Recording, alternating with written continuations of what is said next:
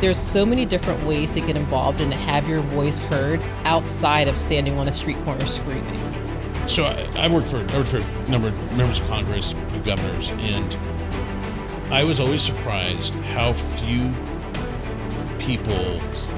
voices, when elevated up to the congressman, for instance, made a difference. Mm-hmm. I mean, 6 people would call with the same message, and all of a sudden we're working on it, paying attention to it. And I'd be like, that's an orchestrated thing by that wacky group. And it's like, but I think that's a good thing. I mean, we want people to be responsive, and you can go and meet with your elected official. One of the things that we do with America's Prosperity is try to aggregate those voices. I mean, you get how many people probably watching this? I hope you're watching American Potential and yelling at it maybe, but you're watching the news and telling your spouse, why don't they get this right? You're slapping the couch and you're frustrated. Well, your voice aggregated with other people though actually becomes much louder, and that's something that we try to do.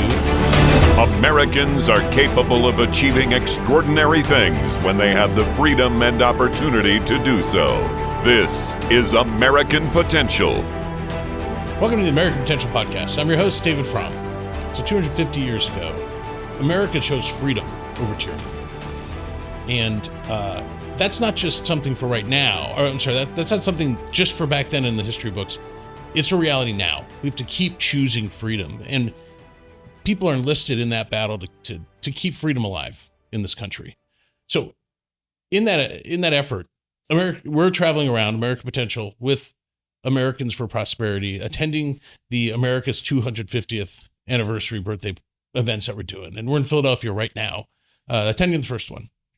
And what we're doing, we're talking to people who are taking that one small step to defend liberty in our country and keep that American dream alive. And today we're talking to a Pennsylvanian who did just that, took one small step by finding her voice. She ran for office, didn't win, but has kept fighting, is committed to better policy, has gotten really involved in her community, and is taking that one small step to make her state, her community, and her nation a better place. So I want to welcome Angelina Banks to the podcast. I'm so excited for you to join us and talking to us today. Thank you for having me. Yeah, thanks. So, hey, you have a unique connection here in Philadelphia, in your history and your past. Share that with us. So it's pretty cool. So the Art Museum in Philadelphia houses 2 pictures from my family's past, and it's the Montiers.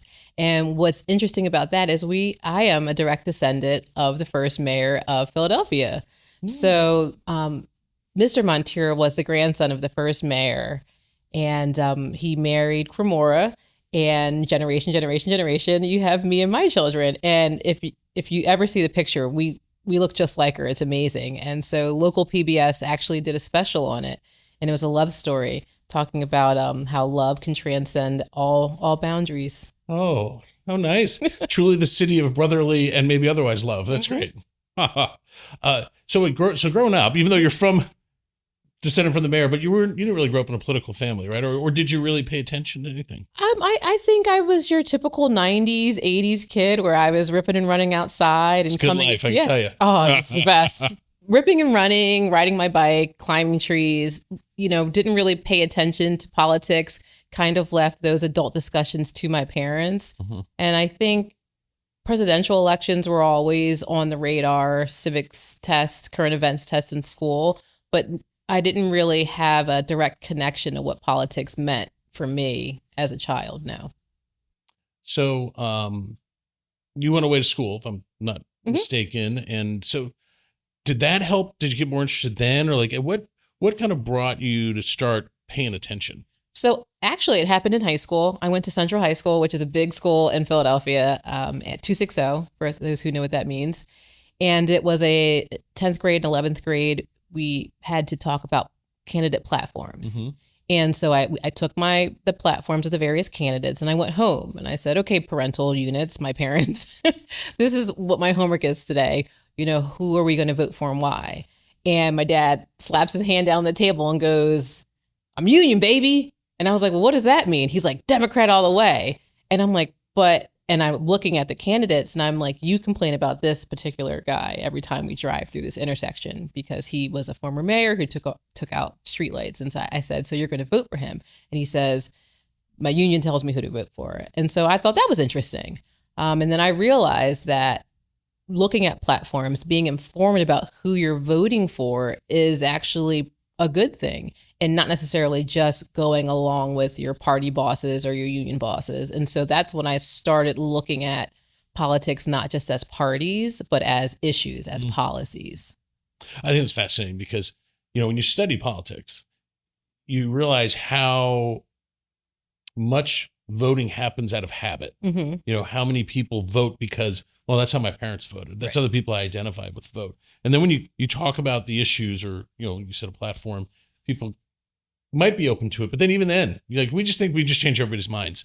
It's a process. It's like an emotional process for some folks. And I think that's there's some real truth there. That's why it's been so fascinating over the last 10 years to see some reorganization and shift. And that's really pretty fascinating. So, well, I think your value system, what's important to you, should definitely be reflected in the types of leaders that you are going to be electing or that you're going to put your energy behind. And I think there's been so much polarization, especially with the advent of social media, that people are emotion based and they react to everything emotionally without having a moment of pausing and thinking about, what does this mean to me? How does this affect my life? Is this realistic? Is this feasible? We're not in 5th grade where you can promise everybody ice cream on Fridays. We're looking at people who are trying to put into play policies that have a real cost, a real impact, and real unintended consequences if not articulated and executed properly. So Pennsylvania, especially in the Philly area, has pretty strongly held political beliefs by a lot of different people. And we've seen some reorganization of that. But as you were growing up and then you come here, you start a family, what was your experience in that political ecosystem? So I feel like we didn't really talk about politics outside of election seasons. I had no idea what my neighbor's political view was. We didn't have yard signs. The yard sign culture, I think, really came after I was an adult.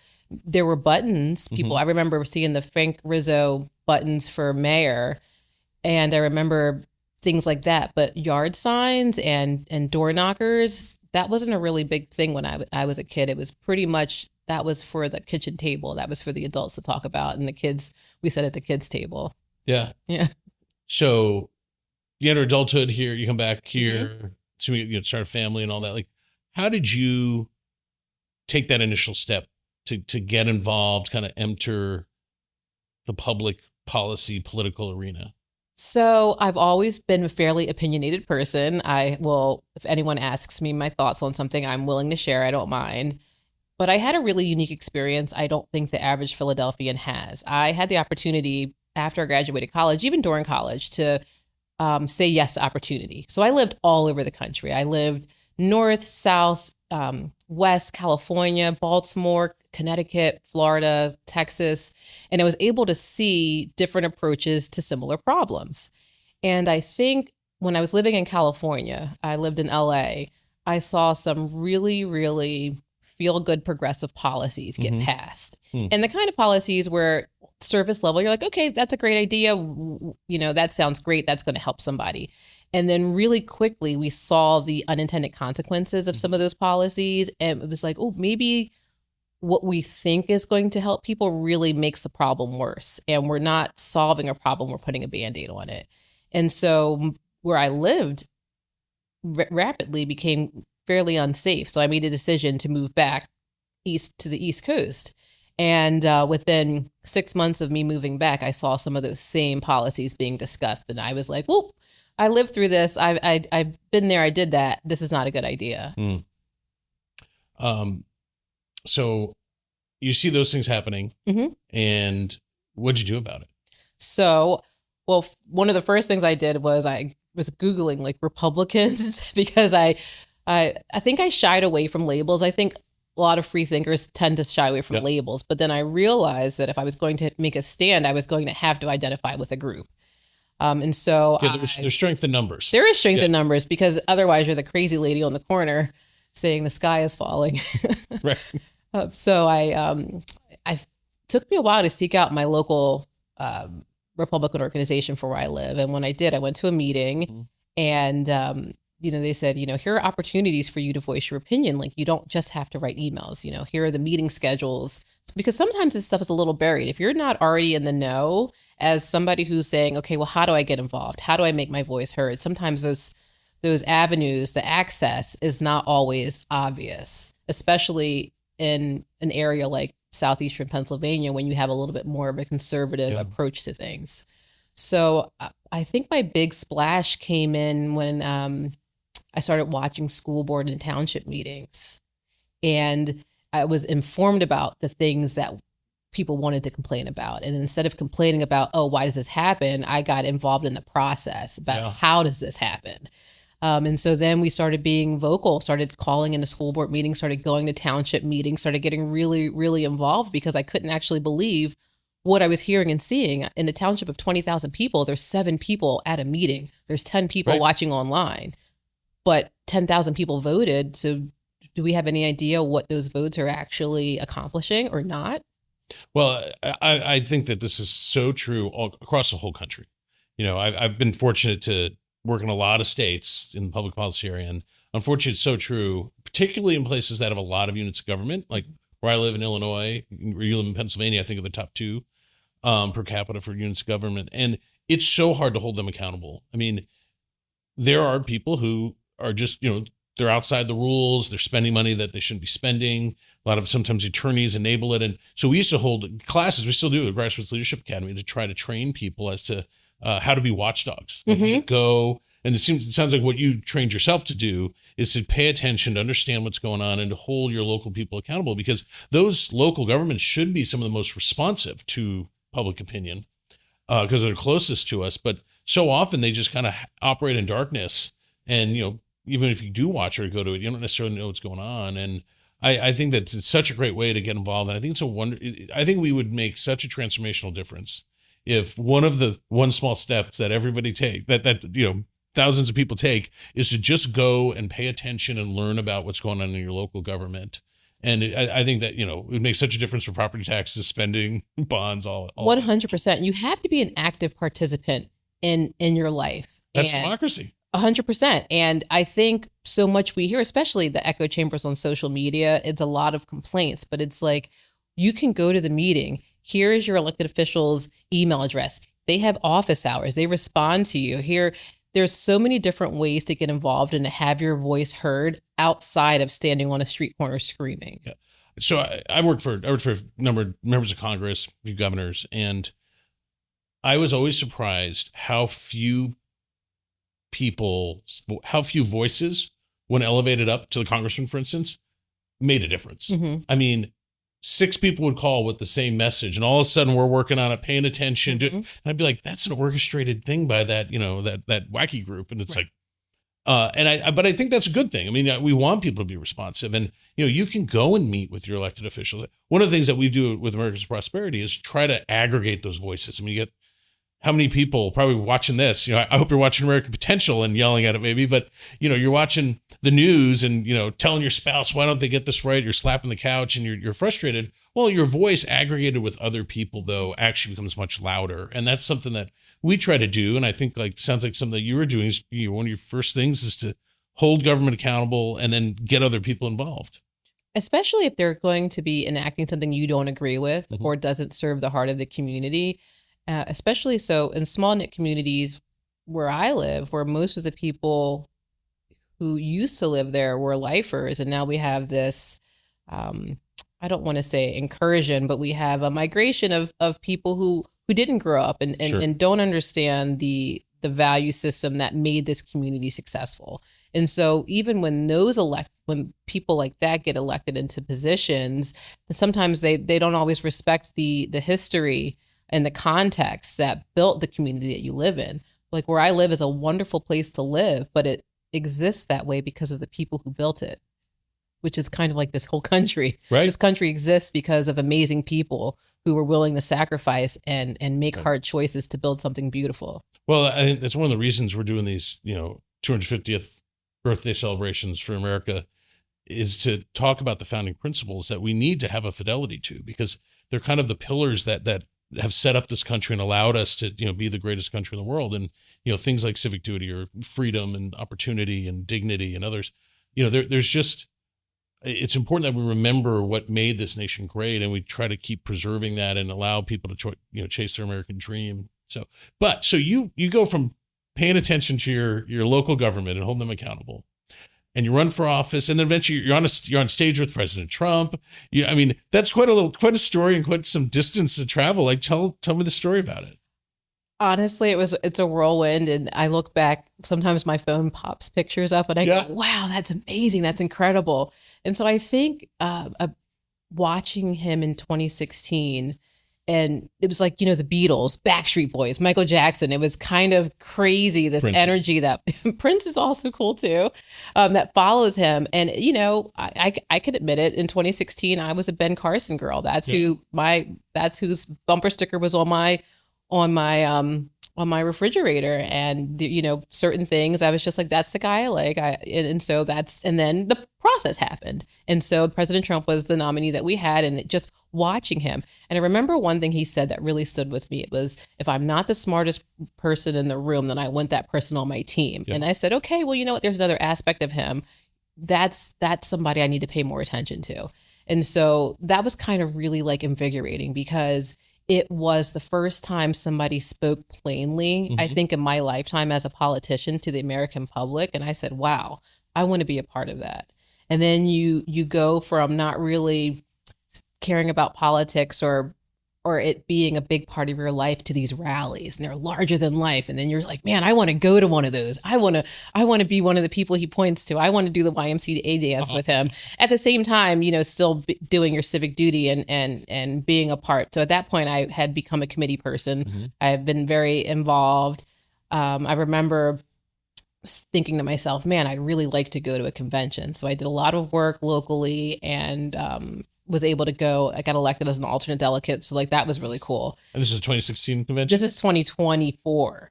Oh, of Milwaukee. Yep.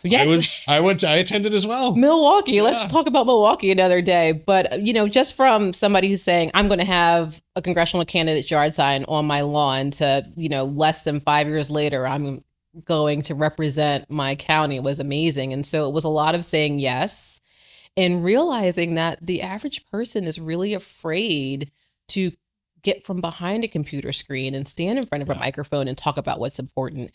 And I think when these values are really mirroring who you are, or what you feel, or what you're trying to preserve for your children, you kind of have to.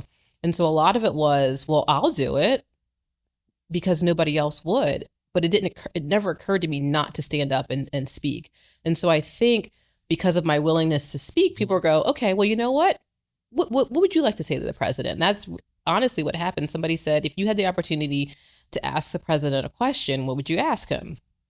And I had the same opportunity with, at the time, Vice President nominee J.D. Vance. If you could talk to him, what would you say? And I said, I'd say this. And they said, great. How would you like to say that to him? And I said, okay, great.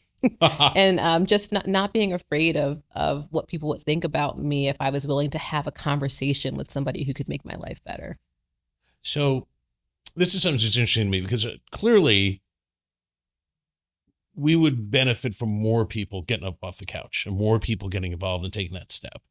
And I think it's a matter of courage generally. And I'm not saying people don't have courage. It's just in this space, it's intimidating. People don't know if they know what to say.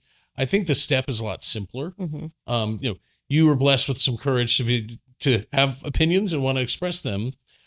Did you find that by you having that courage to say what you were thinking and talk about your beliefs and convictions, did you find other people found that courage and came around you, or did you feel alone?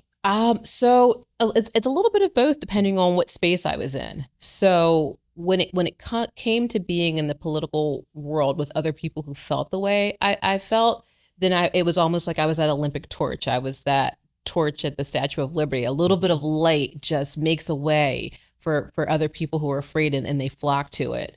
But then at the same time, for people who maybe didn't agree with what I said, it became a lonely place. I lost friends, damaged familial relationships, social circles just yanked out. It even impacted my children, and they were small. to the point where, you know, we would go to the playground when they were little babies and other moms would see me and they'd leave. Oh, here comes that Republican.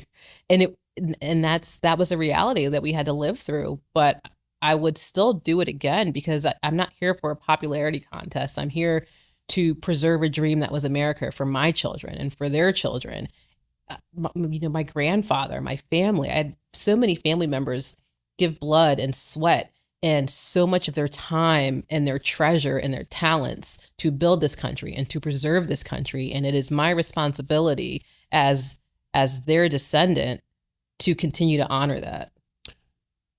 In real time, did you feel that burden and that motivation? Because you're also, I mean, you're a stay-at-home mom. I was. You know, there's a lot to balance there, you know, and, Yeah. and I know it's like to have little kids and, you know, what was going through your head when you're like, there's trade-offs here, you know, like I'm losing friends, the straining relationships, but I'm doing something I believe in. So I think for someone who has an active prayer life and who has an active relationship with God, that I understand that there are seasons for everything. Mm-hmm. And I heard one quote and it said, man's rejection is God's protection. And there's always a time and a season for everything. And when things are clicking, you're on a roller coaster and it's almost it's an afterthought. Like, oh, I could potentially lose this friendship. Oh, I could potentially lose access to this social space. But does it really matter if this country is burning down around me? Does it matter if I have a seat at the table that I'm really not wanted at anyway? Yeah, that's kind of make it. Yeah, those are like spiritual trade-offs even. So how did so you decided to run for office at one point? Yes. How'd that decision-making process go? And like, what'd you think of the experience? So it is running for office, no matter how big or small, what you're going to run for is not a decision to be taken lightly. Yeah. And I think that the first time I ran for office, I was so convinced that if I could just talk to people about what my platform was, then they would of course see that it made perfect sense and they would support me. I was not anticipating the polarization of labels. I didn't realize, especially for something like school board, that party would matter, and it's a shame because it really shouldn't. This is our children's future. It's the future of our community and our country, the well-being of our children. And so when I found out what was going on in the schools, I was absolutely appalled. And a lot of the parents that I spoke to who were not necessarily in line with what I wanted still had no idea what was going on. And so I think that was the biggest thing, was just how uninformed or ignorant people were of actually what was happening to their children, with their children, around their children. So what are you doing now to kind of stay in the fight and keep moving forward to try to advance, you know, your values and our principles? So I'm a committee person still. I am on state committee for Pennsylvania. I do a lot of outreach work with wonderful organizations, Americans for Prosperity being one of them. I say yes to opportunity to go in and to try to change minds. I remember with the presidential election that we had these little poolside parties where I just found friends. I said, hey, do you want to invite 10 to 15 people over that you think would be open to a conversation? And this is right after the convention. And my friend and I, who was a delegate with me, we went and we just answered questions. And it was mostly policy based. It was people who were conservative or independent, some Democrats, who were just like, okay, just tell me the truth. Like, what is going on? What is really happening? Because I think some people realized they couldn't trust what the media said. Sure. And so they wanted to. You trust podcasts? Yes, this podcast. But even so, we were able to just do that. Just be willing to have the conversations and not shy away if somebody said something I didn't like. It didn't have to be a screaming match. I could concede a point. Well, you're right, but then I would pivot it back to what was actually important or what was relevant. It's, you know, I remember when I was running for a township commissioner, they wanted to know my thoughts on abortion. Well, that particular role, it's irrelevant. Right. Maybe it'll come down to a zoning issue, but for the position that I'm being elected to do, that's not an issue. So I think another thing that's been illustrated to me is the lack of civic IQ that the younger people and some of the older people don't have. No, it's a danger. It really is. People don't know about our history, our government. That's why, again, doing these 8250 events around, hopefully we can help people kind of reconnect a little bit. But it's a problem. People don't know why America is America, and it's the shiny city on the hill. Right. That's scary, because then why do you want to defend that? Terrifying. It's so funny. So we do community day with our group, and we had American flag and Americana tattoos on our table, and we had elementary kids come over and they saw it and they're like, who likes America anyway? And so it's interactions like that fuel me. Yeah. And I look at my girls and they know that I'm doing this for them, but sometimes they're just like, Mommy, we know you're trying to save America, but we need you too. Yeah. So as they've gotten older, it's been a little bit difficult to balance everybody's needs. Sure. So I just sleep less and work harder when they're asleep. Well, as you said, quoting Ecclesiastes, all things have a season. And I think that is, parent, that's one of the hardest things, right? There's such valuable things you can be doing. Could it be more valuable than training up and, loving your kids? And you can find a balance. And, I give you a lot of credit for taking that on, because that's hard, and it's kind of one of those things I used to find when we were trying to get people to run for office. At the core, that was one of the questions, and but they didn't know how to ask it or who to ask it of, because a lot of times people, party apparatus is like, no, you're going to win, run. It's like, well, how's this going to affect me personally? And so we try to have those conversations, and those are the real meaty, meaningful conversations when people are trying to get involved. And I think we need to be sensitive to that. So, you've done some cool stuff in a short period of time and probably didn't anticipate it. What would you say to people who are have an opinion, thinking about getting involved, but haven't really jumped in or taken that step? What would you say to them? I feel like the first thing one, go for it, do it. Just don't have no fear, because when you're on the right path, when you make the right decisions, when you do things that resonate with what you're here to do and your calling, it's amazing how the doors just open and the resistance goes away. No, I'm not saying it's going to be easy peasy and no problems at all, but any problem you encounter, you're made for. Find like-minded people. Find your local municipal group. Find your Patriot group. Find your local Americans for Prosperity representative, and attend a meeting and say, I'm interested. If there's somebody that's an elected official that you really, really like, say, how can I be a part of your team? How can I help you reach more hearts? How can I help you change more minds? And another thing I like to do is I post, if I see an article that is hammering home the points that I'm trying to get people to go, and I'll just post it. I don't care. Give me your thoughts, give me your opinions. We can hash it out. But, part of what I'm doing too is an education component. It's saying, there's more to the story than you realize. There's more to these issues. It's bigger than just your knee-jerk reaction. That's wonderful.